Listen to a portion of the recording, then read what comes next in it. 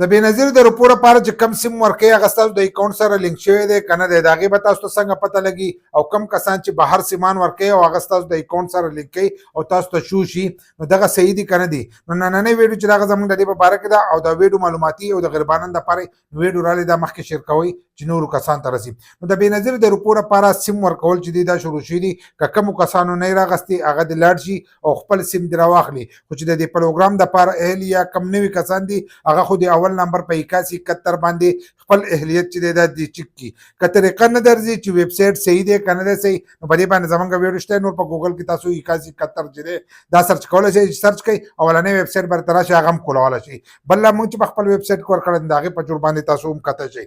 نو کله چې تاسو وګورئ نوي کسانې نو هغو ته به هلته لیکلي چې ته دا ویلټ سیم دپاره چې دی اهل او خپل سیم چې دی دا راواله. نو که دغه یې درته لیکلي نو لاړ شئ او خپل سیم راواخلئ. خو ځینې کسانو سیم راغستی دی چې د اکاؤنٹ سره لینک شوی دی که نه دی، ځینې داسې راغستی دی چې بهر والا کسان ورکړی دی. ډېر داسې کسان دي چې اکثر زموږ په ویډیو باندې لاندې کمنټس کړی. یو څو ورځې مخکې موږ باندې یو ویډیو کړو، خو چې کومو کسانو کمنټس کړی د پیسو مطالبه کوي، نو دا د پیسو شی نه دی، دا به تاسو ته مکمل فری چې دی دا به میلاویږي. روپۍ به د دې لپاره نه ورکوئ، دا سیم چې دی دا به فری میلاویږي. کومو کسانو نه روپۍ اخیستې نو هغه هم لازم لاندې چې دی کمنټس وکړئ. بل د دې خلاف تاسو شکایت چې دی دا هم جمع کولی شئ. د سیم دپاره روپۍ نشته، د لینک کېدو دپاره د دې روپۍ نشته، دا کار چې دی دا به مکمل فری کېږي. که بهر یو کس ووایي چې زه به له لینک کم او په 8171 به تا ته شو کېږي، نو دا 1 کروڑ سیمان دي، دا به تاسو له په دغه دفتر کې چې درکړي دا ستاسو په نوم باندې راوتلي دي، دغه سیم به تاسو ته میلاویږي. نو لاړ شئ او هغه سیم به رالی.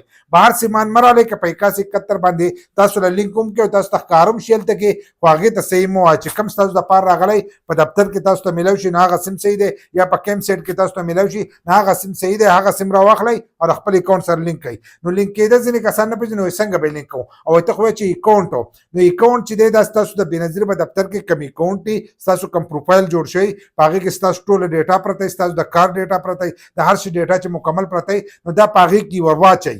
لکه ستاسو پکې مخکینی نمبر هم پروت دی، خو هلته لر کړي او دا نوی نمبر چې دی دا به ور واچولی شي. د دې په تر باندې بیا تاسو ته میسیجونه هم راځي او هر سره چې دی هغه تاسو ته د بي آی ایس پي په تر باندې چې دی لکه د بي آی ایس پي چې کوم معلومات هغه تاسو ته د دغې سیم په تر راځي. او په راتلونکي وخت کې به بیا هغه د اکاؤنٹ طریقه ښایي چې ډایرکټ دې سیم ته رالیږي. که اکاؤنٹ چې دی دا د دې لپاره به جوړوئ څه کوئ نو هغه بیا وروسته راځي، په هغې کې به اپډیټ راځي.